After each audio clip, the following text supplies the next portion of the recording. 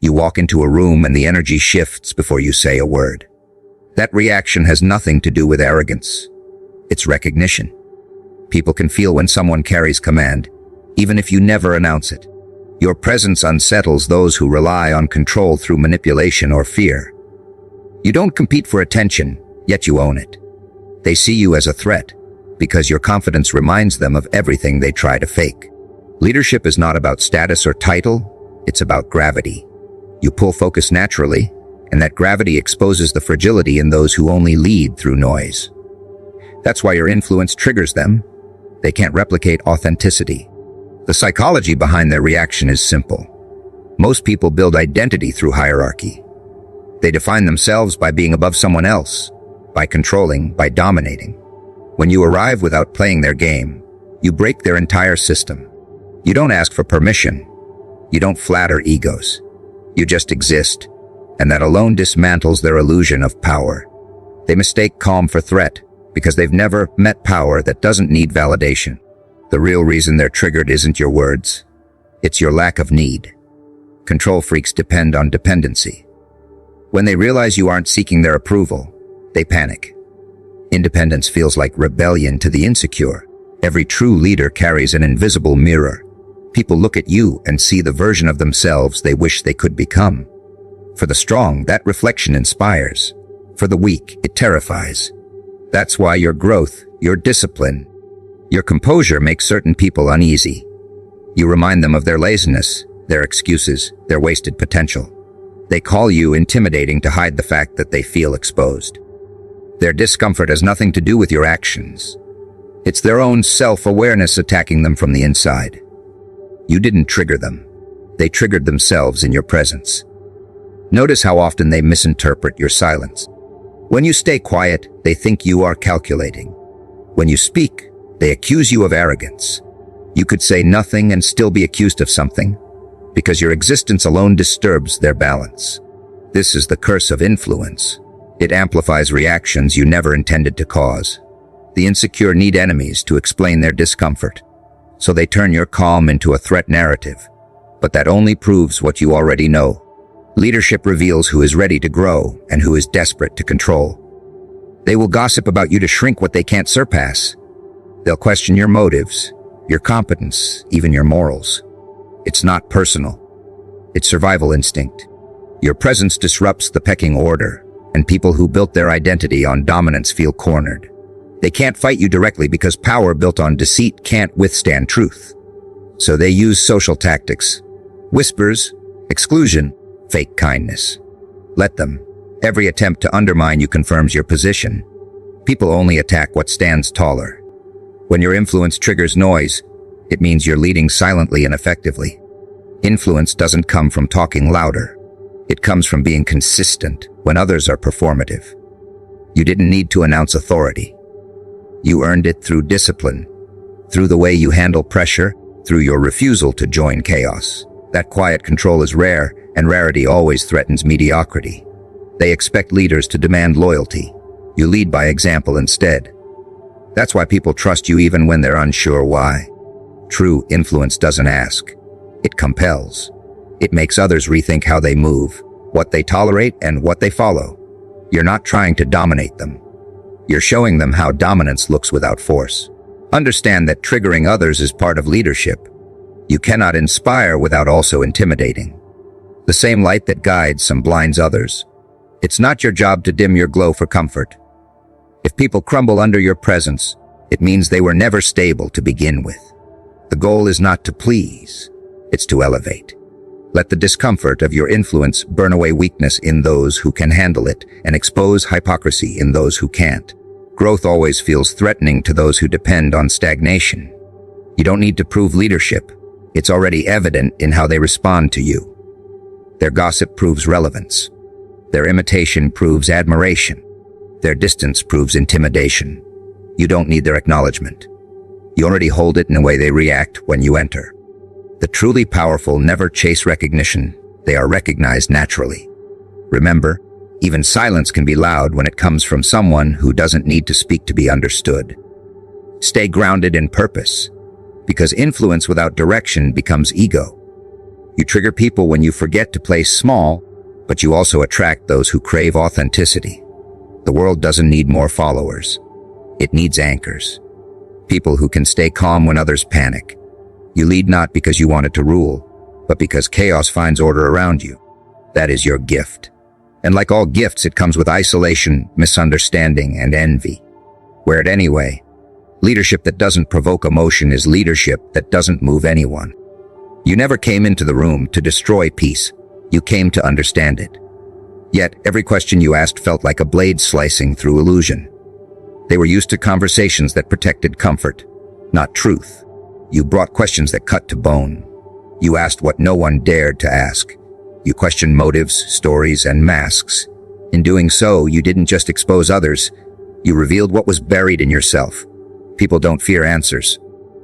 They fear the kind of questions that make answers irrelevant. You brought those, and that's why they flinched. Your curiosity was never gentle, it was surgical. You didn't seek to wound, but you couldn't help but uncover rot when you touched what they spent years pretending was whole. There's a reason truth tellers get labeled as difficult. When you bring questions that cut deep, people can't hide behind polite conversation. They start sweating. Their rehearsed lines crumble. Their smiles stiffen. You strip away their comfort by asking things they've built their lives avoiding. You didn't need aggression to make them defensive. Clarity was enough. You questioned why they settled, why they lied, why they pretended, and those words hit harder than any insult could. They weren't angry at your tone. They were angry at the reflection you forced them to see. That's why you were misunderstood. They thought you enjoyed conflict, but all you did was refuse to play along with delusion. Psychology calls it cognitive dissonance. The inner war that starts when reality collides with illusion. You became that collision. When you asked questions like, "Who are you when no one's watching?" Or, "What are you protecting by staying the same?" You turned on a light in a room they swore was empty. Most people live comfortably in darkness. They prefer routine over truth. Your words force them to confront themselves, and confrontation always feels like violence to the self-deceived. You didn't hurt them. They hurt themselves on the edge of your honesty. That's why they called you cruel. But cruelty is simply what truth feels like to someone addicted to lies. They never expected that your calm would be so disarming. They prepared defenses for arguments, not inquiry. A question bypasses ego. It slips under armor. You never accused, you asked. That made it impossible for them to attack back without admitting what they were running from. You didn't have to raise your voice. The weight of your words did it for you. You made silence work like a blade.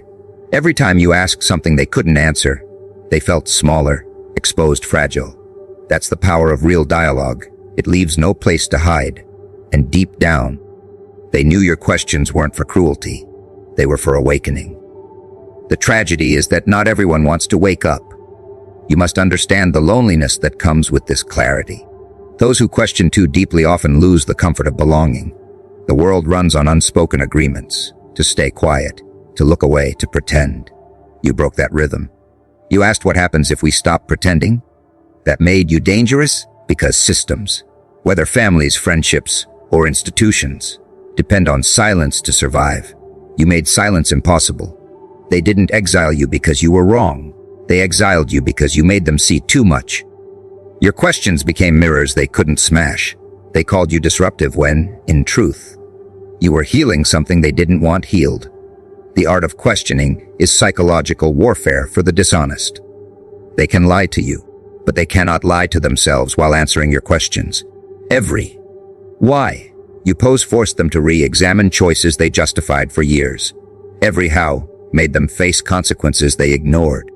Your questions peeled off the layers they used to cover guilt. You didn't just speak, you excavated. That's what makes your words dangerous. You don't talk to impress. You talk to uncover. And once someone has been seen clearly by you, they can never go back to believing their own performance fully again. That's why they resent you. You stole their ability to believe their own story. Not all wounds bleed. Some wounds sit behind forced laughter and polite replies. You found those without trying. You noticed the tremor in their confidence, the hesitation in their logic, the pauses that said more than words. You didn't even need to accuse them. They confessed in how they reacted to your calm. That's the mark of psychological power. You don't force revelation, you allow it. They were terrified not because you had proof, but because you had perception. The ability to see what's unsaid is something the deceitful cannot defend against. They will always call that intuition arrogance, but deep down, they know you simply see too clearly. Understand that your questions were never meant for destruction. They were meant for clarity. But clarity breaks illusions, and people love their illusions more than truth. That's why your presence feels like judgment even when you mean no harm. You've learned that truth. Telling doesn't require shouting. It requires observation. The strongest questions are quiet. They pierce softly and echo long after you've left.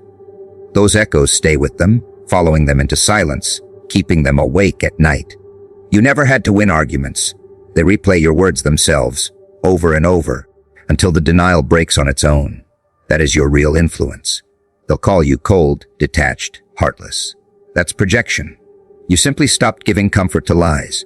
The world confuses empathy with indulgence.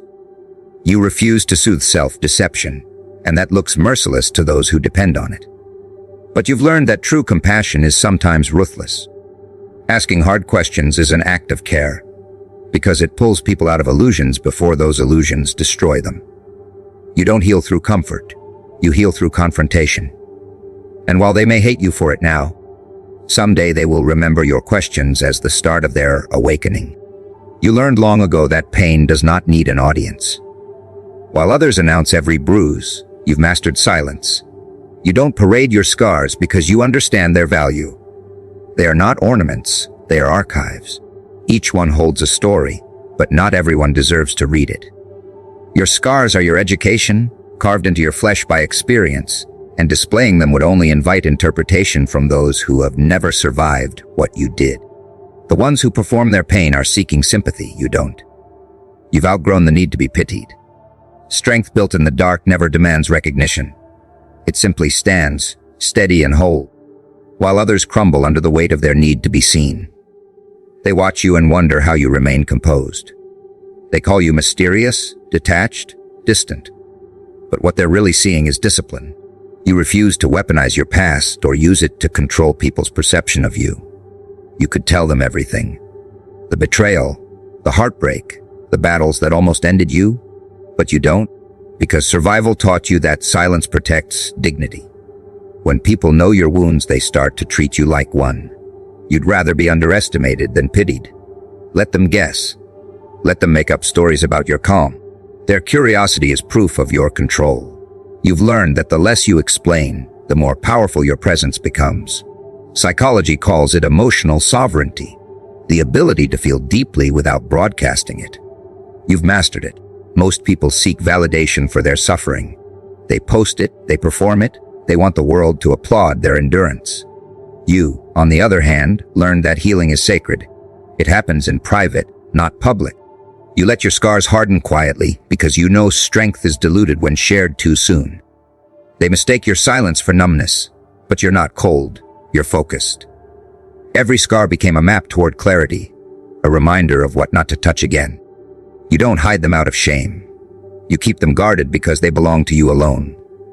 When you stop parading your scars, you stop letting others define your story.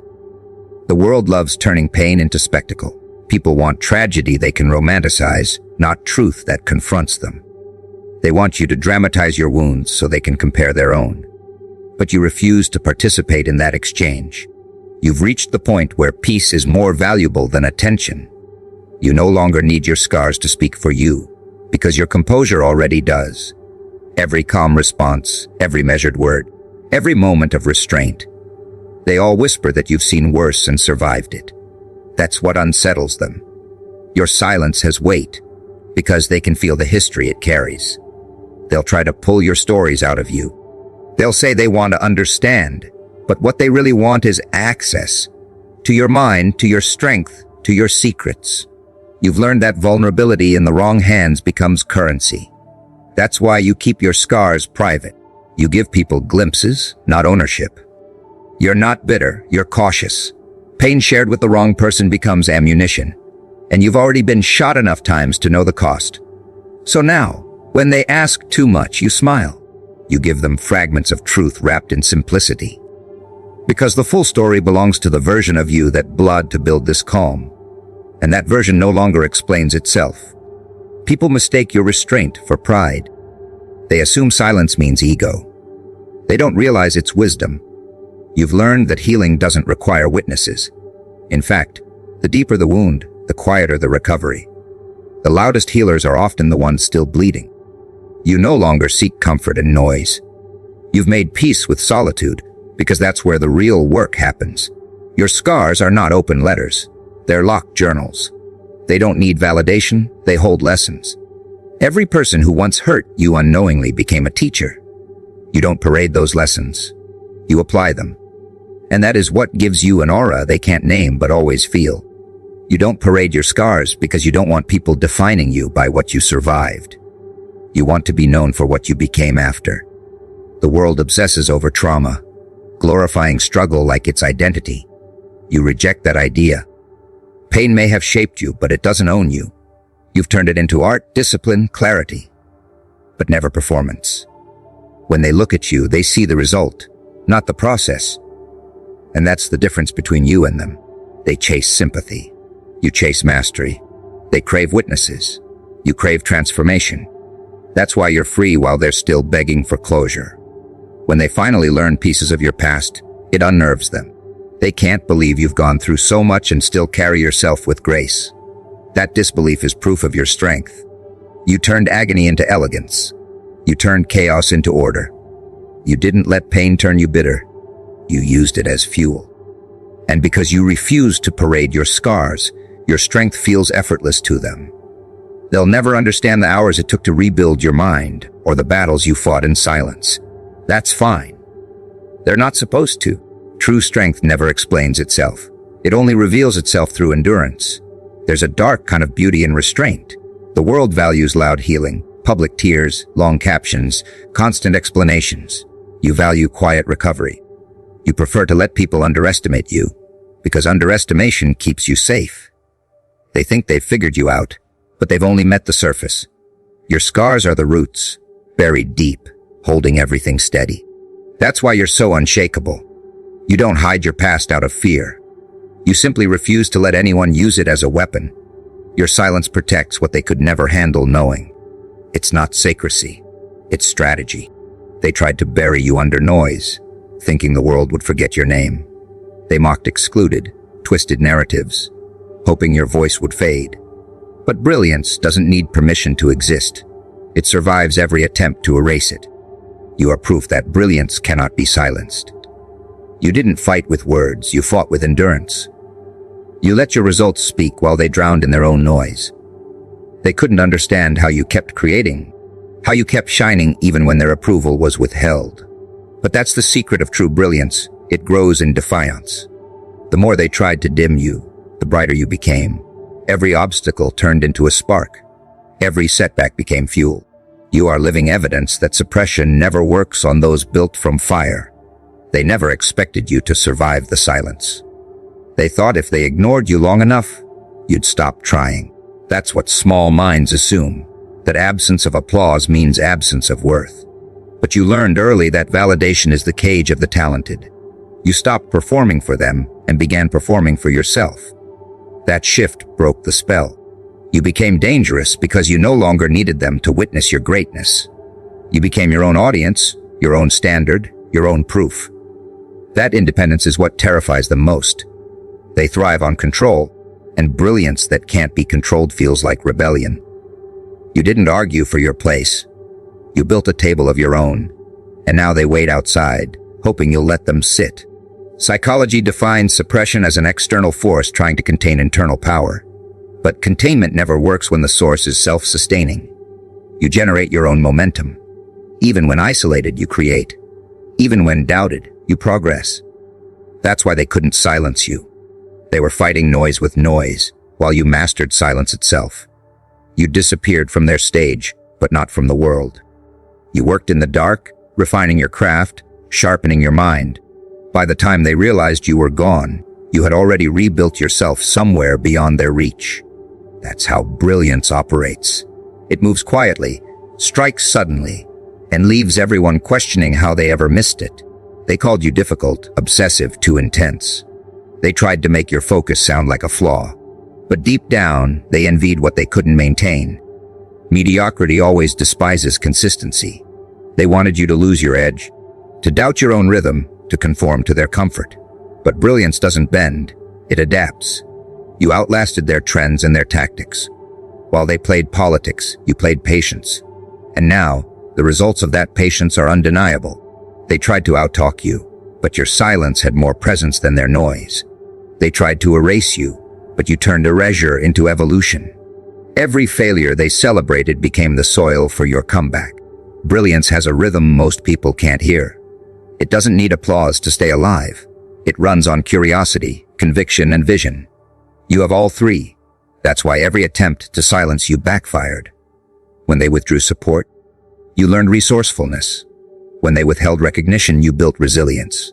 They thought they were breaking you, but they were building you. Your growth happened in private, while they wasted time performing in public. Now, when you speak, every word carries the weight of quiet years spent mastering yourself. You are proof that silence can forge power far louder than attention ever could. Your story exposes their biggest fear, that talent doesn't die when ignored. It multiplies. You took everything they withheld and turned it into energy. They can't comprehend how someone they tried to erase now dominates conversations they aren't invited to. But that's what brilliance does. It echoes. It doesn't need to shout. It resonates through the quality of what it creates. Every time they see your work, your progress, your calm, they're reminded that you outgrew their control. You became the reminder they wish didn't exist, a living contradiction to their belief that influence belongs to the loudest.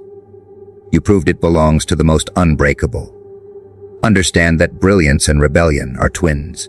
To shine in a world that rewards conformity is to commit a quiet act of defiance. You didn't fit their mold because you were never meant to.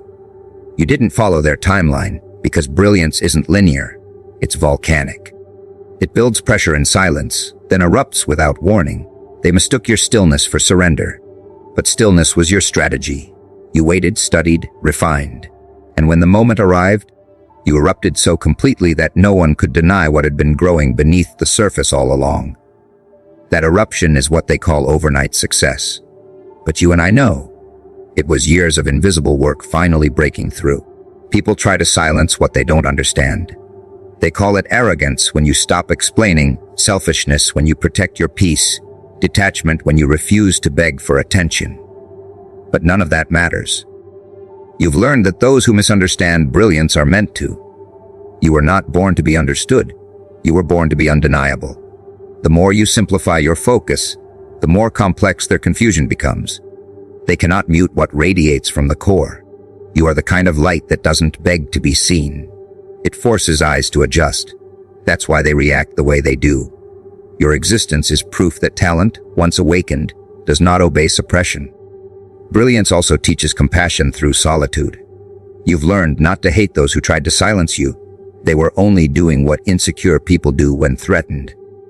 Their need to control what they can't match is human, not evil. But you've also learned never to return to their cage. Forgive, but never re-enter. Let your silence now be your final statement. You don't need to prove anything. You already did by surviving, thriving, and building where no applause reached. That's the legacy of real brilliance. It keeps creating even when no one is watching. At some point, you realize that no amount of explaining will make the blind see. You could break down every motive, every reason, every detail, and they would still twist it into something to use against you. That's when the silence begins. You stop defending yourself to people committed to misunderstanding you.